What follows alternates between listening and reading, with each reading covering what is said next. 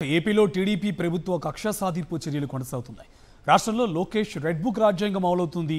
గడిచిన ఎన్నికల్లో వైఎస్ఆర్సీపీకి ఓటు వేస్తారన్న కక్షతో విజయనగరం జిల్లా దన్నానపేటలో మాజీ ఆర్మీ జవాన్ వెంకునాయుడు ఇంటిని కూల్చివేశారు టీడీపీ నేతలు. అదే గ్రామానికి చెందిన టీడీపీ కార్యకర్తలు ప్రత్యేక గ్రీవెన్స్లో మాజీ ఆర్మీ జవాన్పై ఫిర్యాదు చేయడంతో ఆగమేఘాల మీద వచ్చిన రెవెన్యూ సిబ్బంది జేసీబీతో కూల్చివేశారు.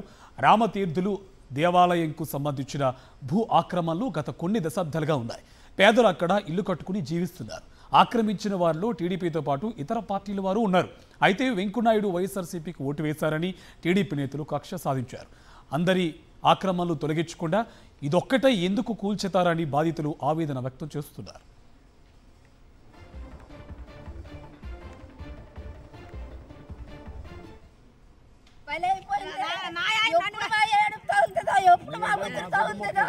నా ఇల్లు తీస్తారు, నా మనవులకి ఎంత గొడ్డు కొనుక్కోలేదు, నా మనవులకి ఎంత కొనుక్కోలేదు. మా ఇల్లులు కట్టుకుంటామా, నా పిల్లలు పెంచుకుంటామని కష్టపడి పూజ చేసి నాలు చేసి ఆ ఇల్లు కట్టుకోరు. వాళ్ళ ఇల్లు నిలబెట్టుకోరు. వాళ్ళ ఇల్లు తీయడానికి వచ్చారు తెలుగుదేశం వాళ్ళు. కొట్టుకుతోటే చేశారు. వీళ్ళందరూ నాయకులట. మా ఇల్లు తీయడానికి మేము ఏడు చేస్తామా? అన్యాయమా దురన్యాయం చేసేసారు. దుఃఖంతో చేస్తారు. మమ్మల్ని తీసిన కొన్నాళ్ళు కాళ్ళని తీసేస్తారు. మాకు న్యాయం జరగాలి. మాకు అన్యాయం జరిగితే మా ఒప్పుకోమా. మా ఎవరికి గుడ్డు మీద కష్టపడు కూలి చేసో నాలు చేసో మా వెలిగే వస్తామా? అన్యాయం కాలే పోవాలా? నూరు ఆడుకోనా? మాకు న్యాయం జరగాల. గవర్నమెంట్ న్యాయం చెయ్యాలా. చంద్రబాబు నాయుడు గెలిచి 3 రోజులు అవ్వలేదు. మా ఇల్లు తీసేశారు. అక్కడి నుంచి ఆర్డర్ తెచ్చామన్నారు. అంజాయికి నెట్టుకోనరు. అయితే ఊర్లకే తీసేస్తానరా, దేశాలకే తీసేస్తానరా. జగన్ గెలిచినప్పుడు ఇల్లు తీసేశారా? జగన్ గెలిచినప్పుడు ఊరిని తీసేశారా? జగన్ గెలిచినప్పుడు ఆడవాళ్ళు అన్యాయం చేశారా? ఎందుకు ఈ ప్రభుత్వం వచ్చి మమ్మల్ని తీసేయడానికి? మా కష్టపడి కొట్టుకుంటారు నా కొడుకులు.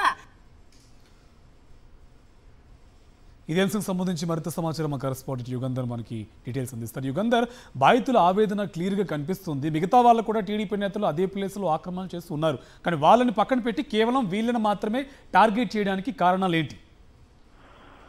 కార్తీక్, టీడీపీ ప్రభుత్వం ఏర్పడినప్పటి నుంచి కూడా ఇట్లాంటి దురాగతాలు జరుగుతూనే ఉన్నాయి. మనం ఇప్పటి వరకు కూడా టీవీలో చూసాం. ఆ వృద్ధురాల తాలూకా ఆక్రమణ అంతా కూడాను ముఖ్యంగా ఈ విజయనగరం జిల్లా నెల్లిమర్ల మండలం దన్నానపేట రామతీర్థాలు ఈ ప్రాంతం అంతా కూడాను రాముల వారి దేవాలయానికి సంబంధించినటువంటి భూములు ఎక్కువగా ఉన్నాయి. దీంట్లో కొందరు పేదలందరూ కూడా ఇల్లు కట్టుకుని ఉన్నారు. ఇది ఇప్పుడు జరిగినటువంటిది కాదు, ఇప్పుడు జరిగినటువంటి ఆక్రమణ కూడా కాదు. కొన్ని దశాబ్దాలుగా జరుగుతున్నటువంటి ఆక్రమణ. వాళ్ళంతా కూడాను కుటుంబాలు వారసులు వచ్చారు, వాళ్ళు ఇల్లు కట్టుకున్నారు. ఆ ఇళ్లలోనే వీళ్ళు నివాసాలు ఉంటున్నట్టు. వీళ్ళంతా కూడా దిగువ మధ్యతరగతి కుటుంబం, అత్యంత పేదవాళ్ళు అయినటువంటి వాళ్ళు. అయితే గతంలో ఎన్నడూ కూడాను ఇట్లాంటి వాటిపైన ఈ రాజకీయ పార్టీలు దృష్టి పెట్టేవి కాదు. ఎందుకంటే పేదల తాలూకా బ్రతుకు కొట్టకూడదు అనేటువంటిది ప్రతి రాజకీయ పార్టీ కూడా ఒక నిబంధన అయితే, ఒక కట్టడికి అయితే ఉండేటువంటిది. కానీ ఇప్పుడు మాత్రం టీడీపీ ప్రభుత్వం ఏర్పడిన తర్వాత తమ పార్టీకి ఓటు వేశారా లేదా అన్నది మాత్రమే చూస్తున్నారు. పేదల కడుపు కొట్టడానికి వెనుకాడినటువంటి పరిస్థితి అయితే కనిపిస్తుంది. ఆ మహిళ తాలూకు ఆచరణ వింటేనే తెలుస్తుంది వాళ్ళు ఎంత కష్టపడి ఆ ఇల్లు రూపాయి కూడబెట్టి ఇల్లు కట్టుకున్నారు అనేటువంటిది. కానీ గడిచిన ఎన్నికల్లో వైఎస్ఆర్ కాంగ్రెస్ పార్టీకి ఓటు వేశారని ఒకే ఒక్క కారణంతో ఆ గత సోమవారం నాడు గ్రామానికి చెందినటువంటి టీడీపీ కార్యకర్త ఒకరు కలెక్టరేట్ గ్రీవెన్స్ లో ఫిర్యాదు చేశారు. ఇలాగా ఇల్లులు కట్టుకున్నారు ఆక్రమణలో అని చెప్పి. వెంటనే హుటాహుటిన ఈ 5 రోజుల్లోనే, అంటే సోమవారం నాడు ఫిర్యాదు చేస్తే మంగళవారం నుంచి శుక్రవారం మధ్యలో ఉన్నటువంటి 5 రోజుల్లో రెవెన్యూ అధికారులు అందరూ కూడా హుటాహుటిన కదిలారు.